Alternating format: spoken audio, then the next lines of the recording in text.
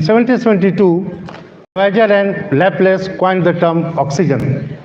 1974, the use of oxygen in the medical treatment. And 1868, birth compressed the gas in cylinder, and modern use of oxygen is started in First World War by the J.S. Halden. This is the history of the oxygen. Next. This is a simple physiology, composition of the gas, and the partial pressure of the gas is like this. You know, in our gas, air, maximum is nitrogen, then oxygen, then CO2, and the others. Respectively, the partial pressure is accordingly nitrogen 600 millimeter of Hg, oxygen 160, CO2 0.3, and others. Next. These are the simple physiology. Alveolar composition is like this: oxygen 100, CO2 40, H2O 47, nitrogen 5673.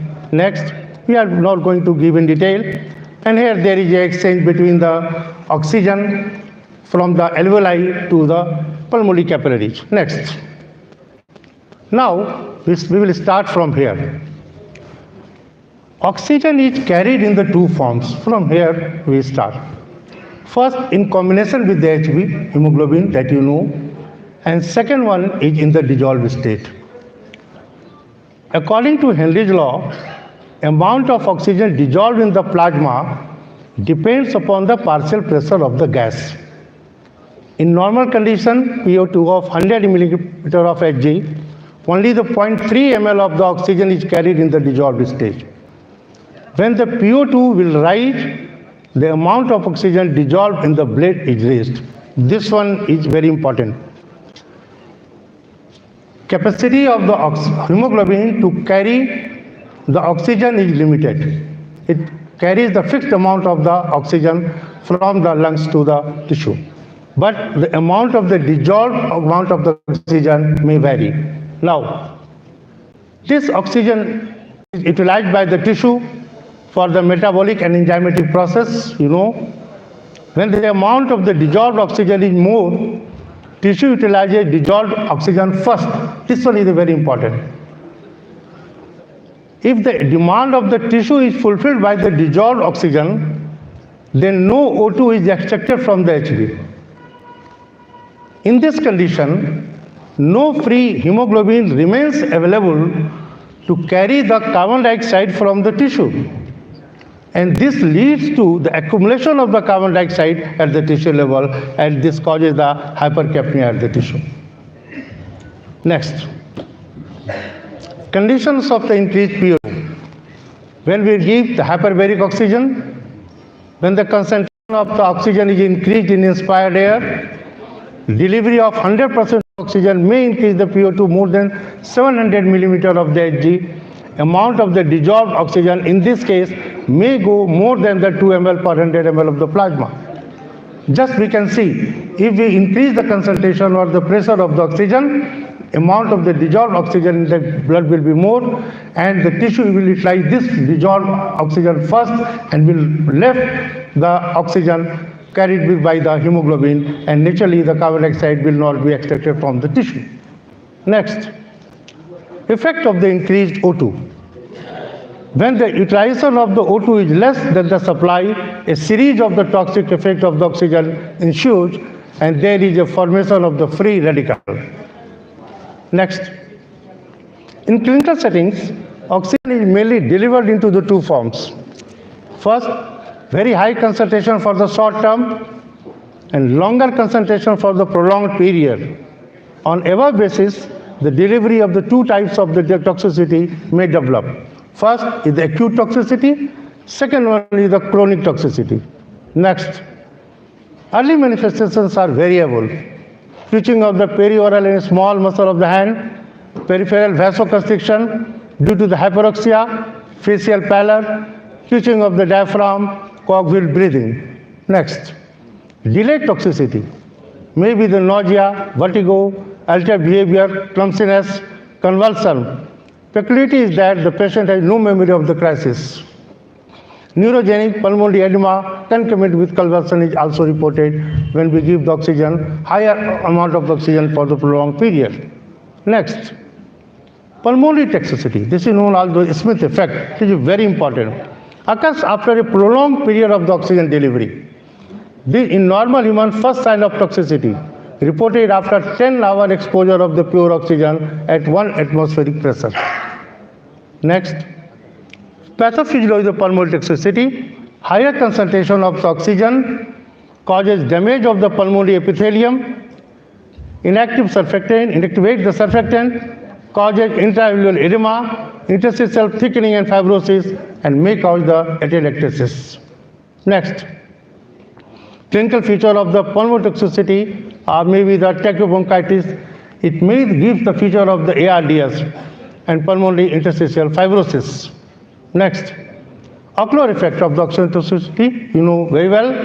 Reversible constriction of the peripheral field of the vision, progressive but reversible myopia, and very much most important the retrolental fibroplasia, particularly in the children.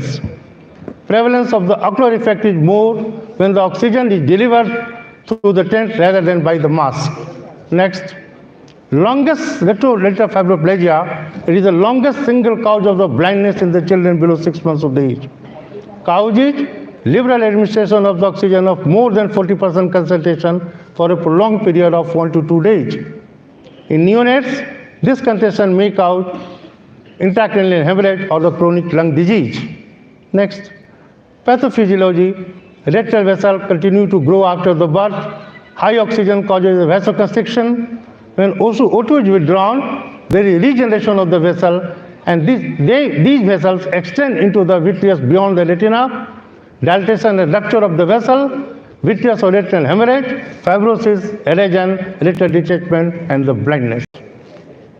Other toxic effects, abnormal RBC with or without reduction in the mass of the RBC, serous otitis media, osteonecrosis has been observed in space flights. Next. Now, we understood this high oxygen concentration or more oxygen also leads to the development of the free radical. Grassman in 1954 documented the free radical behind the etiological factor of the oxygen toxicity. Free radical. Next, in any atom, when there either one electron goes out from the orbit or comes more one electron in the orbit, it becomes the free radical. Free radical is any atom or the molecule which has an unpaired electron in the outer ring, you know. Once electron is lost, this is very important. Once electron is lost, it becomes positively charged. Positively charged electron attracts any available electron. वो अगल-बगल खोजना शुरू करेगा. Free radicals indiscriminately picks up electrons from the other atoms, which in turn converts the other atoms into the secondary free radicals, the setting of the chain of the reaction. Once the free radical will be formed, वो electron दूसरे अगल बगल से pickup करेगा, वो तो satisfy हो जाएगा, दूसरा again act as a free radical. Dr. Denman Harmon first proposed the theory of aging as free radical oxidizes sensitive biological molecules leading to the random biological damage. It is one of the cause of the aging. It is one of the cause of the aging. Next, how free radicals are formed? Normally, bonds do not split in a way that leaves a molecule with the unpaired electron. Normally, it doesn't happen. But when weak bonds split, free radicals are formed. Free radicals are very unstable and react quickly with other compounds to gain stability. Free radicals attack the nearest stable molecule, stealing its electron.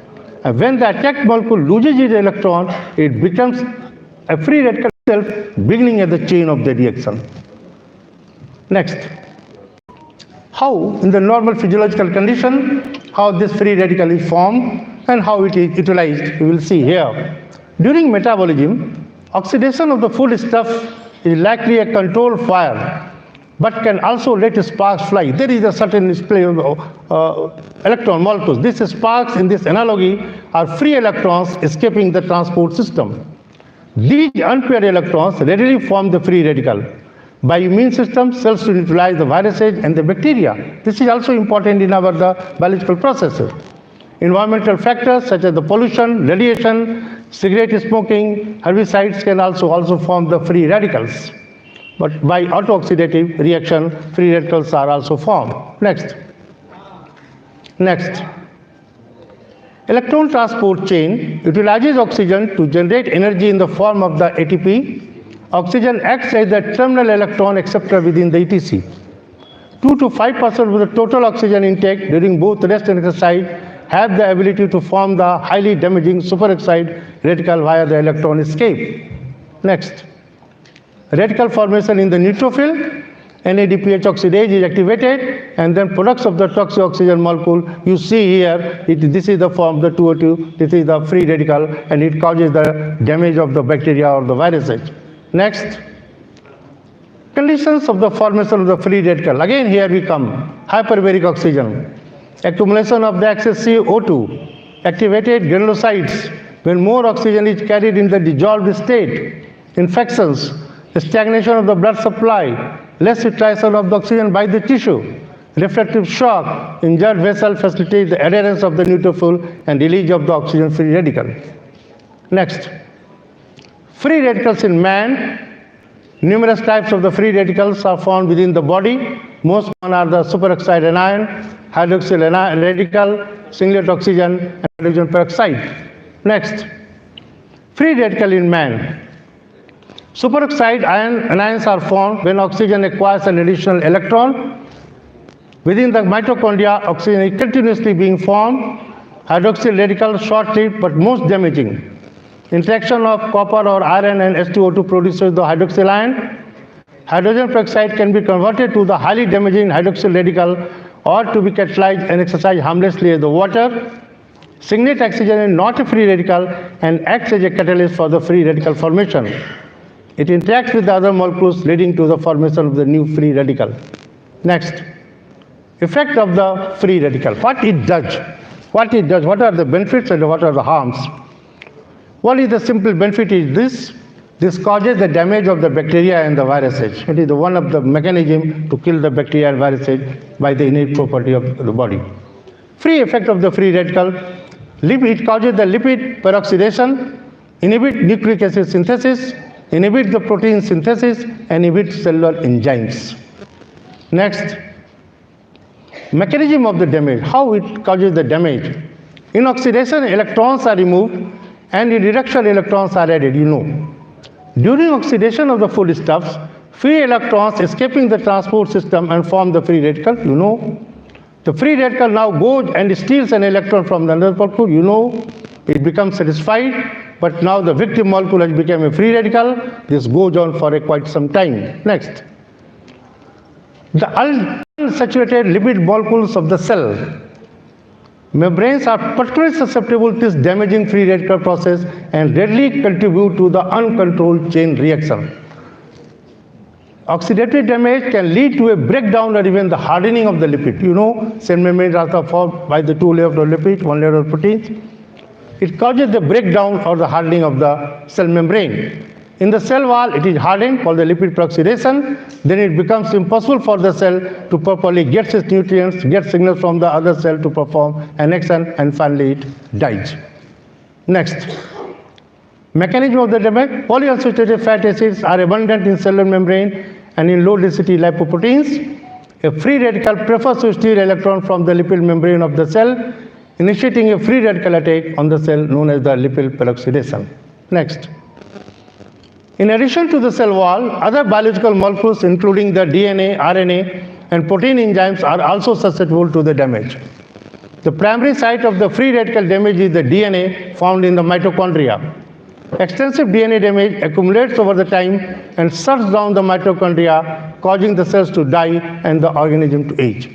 Next, this is the incorporation of the free radical in between the DNA molecule. Next. Roles of the metals. There are also the certain transition metals that have the free electrons on the outside. It acts as a free radical. Next. Now, the role of the antioxidants to combat with these free radicals. History of the antioxidants.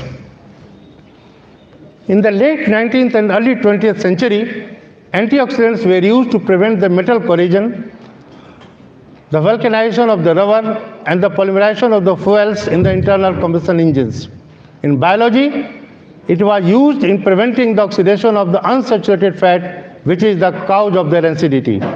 Identification of the vitamin A, C, and E as antioxidants revolutionize the biochemistry of the living organism. Next, antioxidant means against oxidation. What it does? Antioxidants work to protect lipids from the peroxidation by the radicals.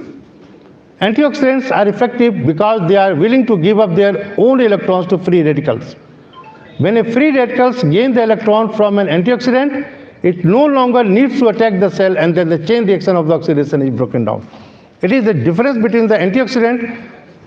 When it gives the electron, it doesn't convert into the free radical again. After donating an electron, an antioxidant becomes a free radical by a definition, but it doesn't. Antioxidants in this state are not harmful because they have the ability to accommodate the change in electrons without becoming the reactive. Next, classification. Classification of antioxidants are two types: water-soluble and the lipid-soluble.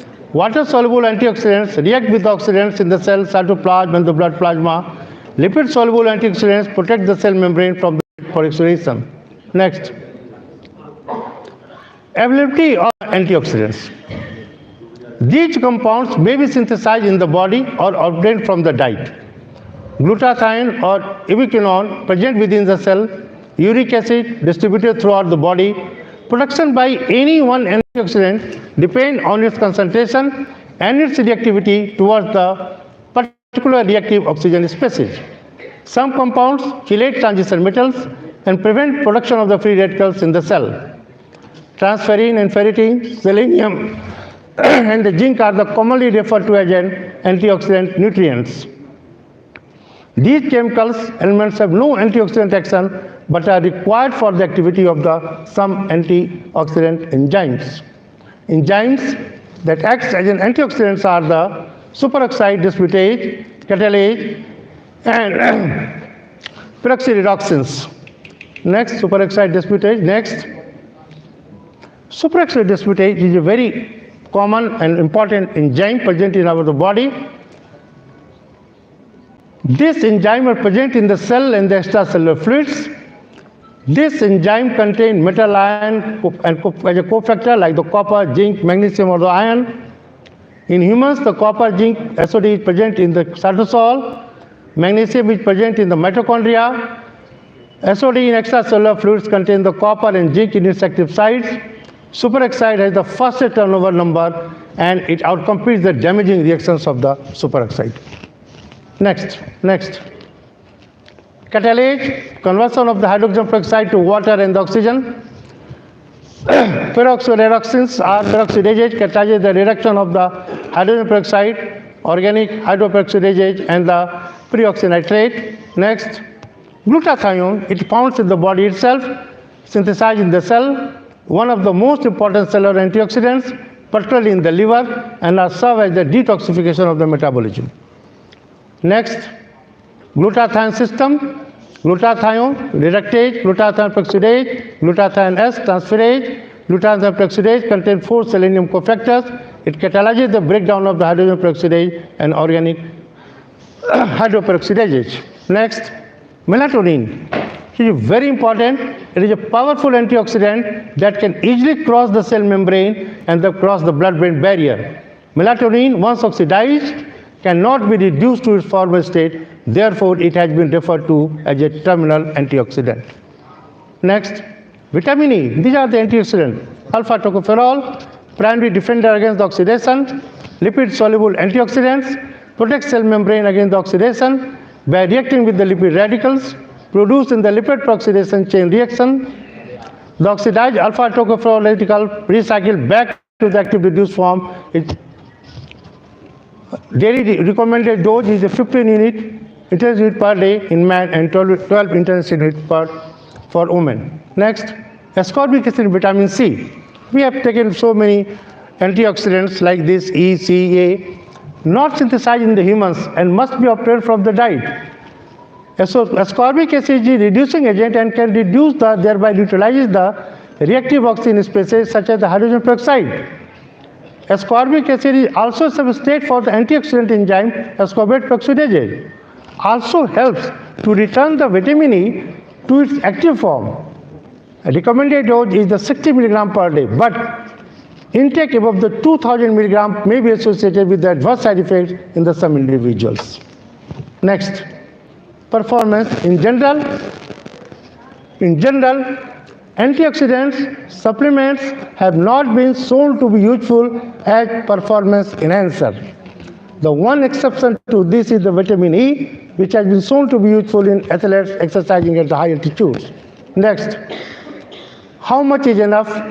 Once thought to be harmless, but increasingly we are becoming aware of the interaction and the potential toxicity. In the normal concentration found in the body, vitamin C and beta carotene are antioxidants, but higher concentration they are pro-oxidants and thus harmful. Very little is known about the long-term consequences of the mega dosage of these antioxidants.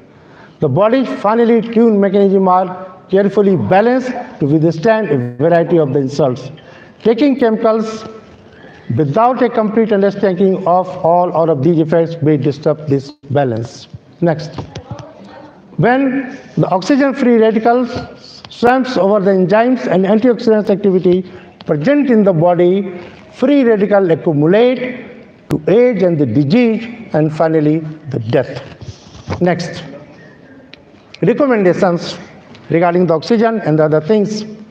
Use oxygen whenever there is need only.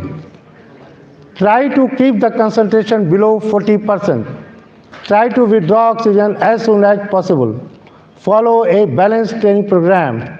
Eat 5 servings of fruit or vegetables per day. This will ensure that you are developing your inherent antioxidant systems and that your diet is providing the necessary components. Consider taking a vitamin E supplement. Do not over-supplement. Next, something new. Green tea is among the more promising sources of the natural antioxidants. Cooked meat products have been found to have a significant higher antioxidant capacity when treated with the tea catechins, and they did not when treated with the alpha-tocopherol. Tart cherry. Next, spices. Clove is very important action in antioxidants. Garlic acid, olive oil. Next, grape pomace. Wines are known to have a higher oxygen radical scavenging activity than the juices from the grapes from which the wines are produced. Antioxidant capacity of the wines varies. Red wines having the highest antioxidant property. Grape pomace in particular seem to be promising as a new source of the antioxidants. Next, future trends. The synergy between the polyphenols and the alpha-tocopherols is now being confirmed. Use of the green tea extract in meat system had presented a breakthrough in exploitation of the synergy between the nutrient and the non-nutrient antioxidants. When the mechanism behind the antioxidant synergy will be available, green revolution in the field of the ingredient industry will become into a shape to modify the plants to produce the molecules that will have a antioxidant and antibacterial effects. Thank you.